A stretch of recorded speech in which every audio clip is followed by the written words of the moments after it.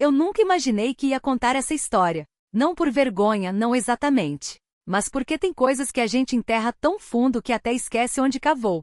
Só que às vezes a terra se mexe sozinha, e o que estava lá embaixo vem parar na sua mão como um osso sujo de barro. Você olha, sabe que é seu, mas não lembra mais de que bicho era. Foi assim com o que aconteceu na congada. Ou melhor, asterisco antes asterisco da congada. Porque a congada foi só o fim, o estouro. O resto veio antes, devagar, como formiga carregando folha. Eu tinha 16 anos quando meu pai me levou pela primeira vez na congregação cristã no Brasil. Não era por fé, não no começo. Era porque a gente estava sem luz em casa havia 3 dias e o pastor tinha prometido um cesto básico para quem fosse ao culto de quarta. Meu pai não era de pedir, mas quando a fome aperta, até orgulho vira moeda de troco. Então lá fomos nós, eu e ele, de chinelo de dedo e camisa puída, sentar nos bancos duros da salinha alugada atrás da padaria. Não sei se você já entrou numa dessas. O cheiro é o que mais me marcou. Uma mistura de suor velho, cera de assoalho e incenso barato. As mulheres todas de saia longa, os homens de camisa abotoada até o pescoço, mesmo com o calor de janeiro colando a roupa nas costas. E o silêncio. Não aquele silêncio de igreja católica cheio de eco e murmúrios. Era um silêncio tenso, como se todo mundo tivesse engolido a voz junto com a saliva. Na hora do testemunho, uma irmã subiu no púlpito e contou que Deus tinha curado sua enxaqueca. Falou isso com os olhos brilhando, como se enxaqueca fosse câncer. O pastor, um homem magro com bigode ralo, colocou a mão na testa dela e disse, glória a Deus. Todos repetiram. Eu olhei para o meu pai, que coçava a barba por fazer, e pensei, asterisco, será que eles vão dar o cesto básico mesmo se a gente não gritar? Asterisco. Mas gritamos. Gritamos glória junto com os outros e no final, quando o pastor anunciou que ia ter uma ceia, meu pai me cutucou. Vamos, filho. Comida é comida. E fomos. Não era um cesto básico, era só pão e suco de uva, mas naquela noite para nós foi um banquete. Depois disso meu pai começou a ir toda quarta. Eu ia junto, mais por companhia do que qualquer coisa. Não que eu não acreditasse em Deus, minha avó rezava o terço todo dia, e eu respeitava isso. Mas na congregação as coisas eram diferentes. Lá, Deus não era um velho de barba branca no céu. Era um homem de terno que falava através do pastor, que escolhia quem ia ser curado e quem ia ficar doente, quem ia prosperar e quem ia passar fome. E o mais estranho, todo mundo aceitava isso como se fosse a coisa mais natural do mundo. Foi num desses cultos que eu conheci o irmão Dias. Ele era diácono, um dos homens importantes da igreja. Alto, voz grossa, sempre com a Bíblia debaixo do braço como se fosse um distintivo. Na primeira vez que ele me cumprimentou, apertou minha mão com força e disse, Deus tem um propósito para você, rapaz. Eu não sabia o que responder, então só balancei a cabeça. Mas ele não tirou os olhos de mim. Foi como se tivesse me marcado. Uma semana depois, ele me chamou pro fundo da sala depois do culto. Você é novo aqui, né? Como é seu nome mesmo? Eu disse Lucas e ele repetiu, como se estivesse gravando. Lucas? Bom nome. Significa portador de luz. Você sabe disso? Não, eu não sabia. Ele sorriu, um sorriso que não chegava nos olhos. Pois é, a luz é importante.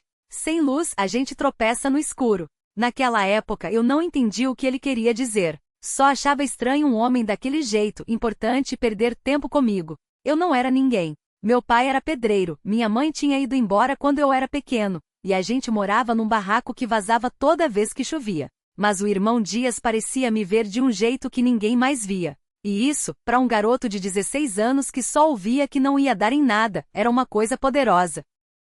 Ele começou a me dar carona para casa depois dos cultos. No começo, era só isso, carona. Ele falava de Deus, da igreja, dos milagres que tinha visto. Contava de uma irmã que tinha engolido vidro e não sangrou, de um irmão que andou sobre brasas e não se queimou. Eu ouvia fascinado. Não porque acreditava cegamente, mas porque eram histórias que faziam a minha vida parecer menos chata. Até que um dia, ele parou o carro antes de chegar na minha rua. Era uma noite quente e as cigarras faziam um barulho. O motor ainda roncava baixo, mas o irmão Dias desligou os faróis. A escuridão engoliu o carro de uma vez, só o painel iluminado e o cigarro dele, queimando devagar entre os dedos grossos. Ele virou para mim, o rosto cortado pela luz laranja da ponta acesa. Você já pensou em ser usado por Deus, menino? Não era bem uma pergunta. Era daquelas coisas que os adultos dizem quando já decidiram a resposta para você. Eu encostei a cabeça no vidro, sentindo o calor que ainda tinha do sol do dia. As cigarras gritavam como se o mundo fosse acabar. Não sei, irmão. Acho que Deus nem lembra que eu existo. Ele riu baixo como se eu tivesse contado uma piada. Depois deu uma tragada funda e jogou a bituca pela janela. O pontinho vermelho riscou o ar e sumiu no mato. Deus não esquece de ninguém, não. Principalmente dos que estão no escuro. Ele se inclinou para frente, como se fosse me contar um segredo. Você tem um dom, rapaz. Eu vejo. Meu estômago deu uma revirada. Dom? Ninguém nunca tinha falado isso para mim.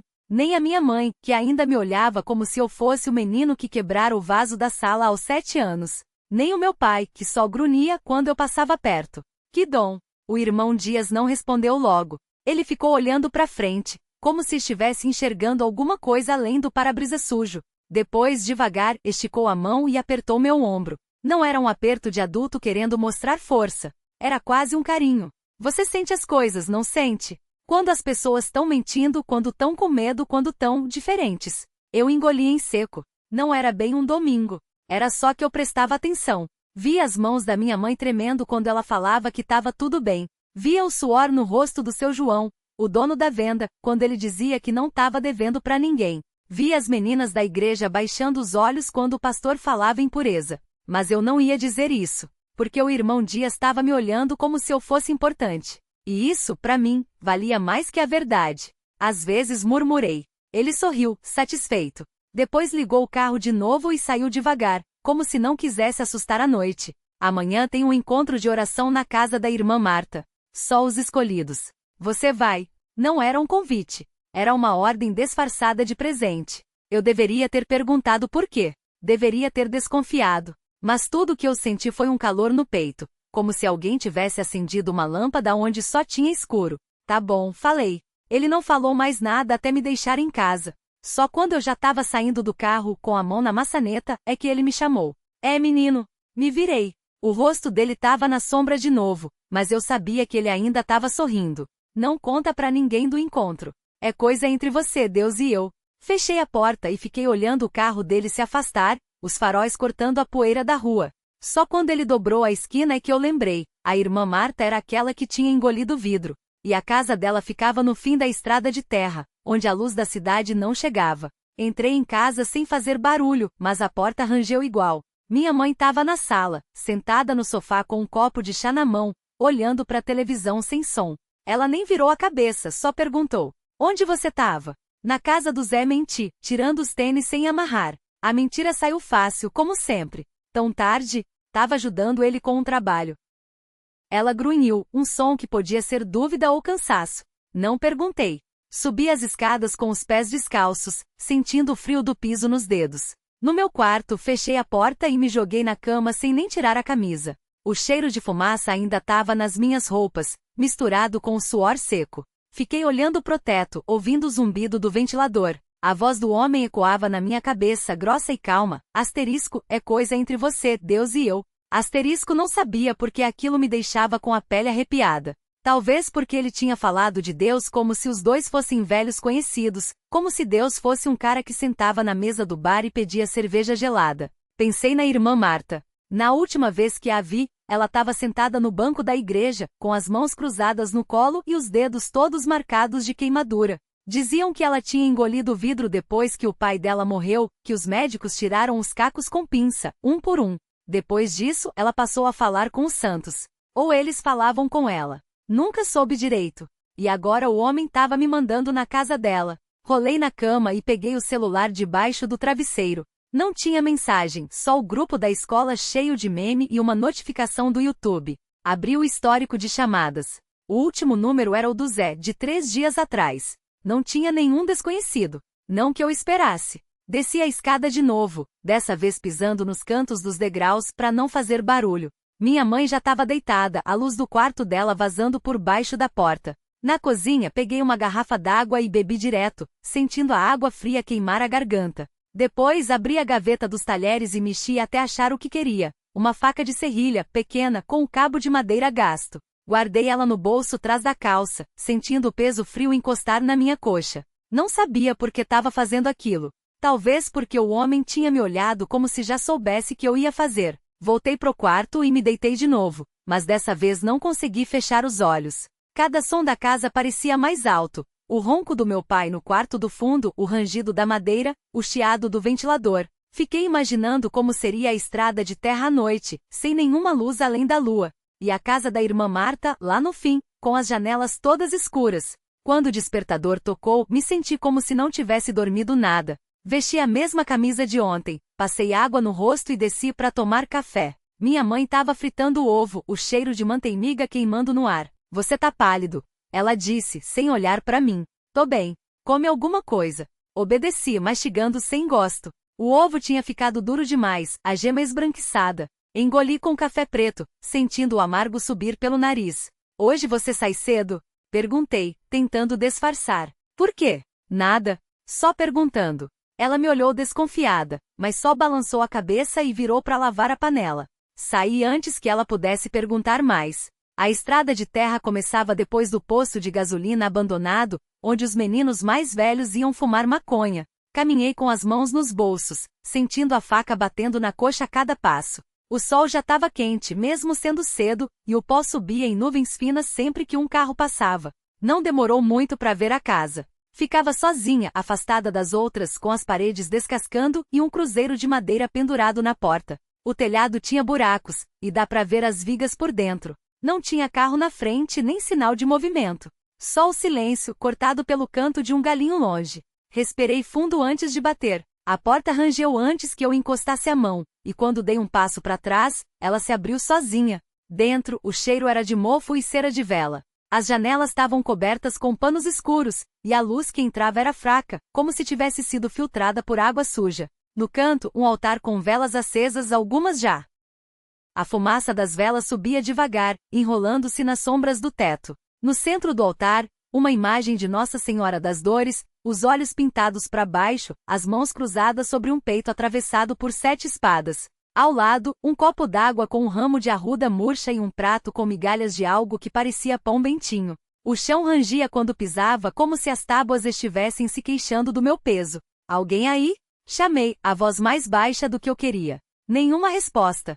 Só o som do vento batendo nas frestas das paredes e o chiado das velas. Avancei mais um passo e tropecei em alguma coisa no chão. Era um banco de madeira baixo, do tipo que se usa para ajoelhar. Em cima, um terço de contas pretas, grossas com um crucifixo quebrado. Peguei sem pensar, passei os dedos pelas contas gastas. A madeira do crucifixo estava lascada, como se alguém tivesse mordido. Do fundo da casa veio um barulho. Não era alto, mas suficiente para fazer meu pescoço formigar. Parecia algo sendo arrastado no chão, devagar, como se quem estivesse fazendo isso não tivesse pressa. Ou não tivesse força. Olha, eu só vim, comecei, mas a garganta secou. Não sabia nem o que ia dizer. Que tinha vindo por causa de um bilhete amassado. Que uma mulher que eu nem conhecia direito tinha me mandado aqui sem explicação.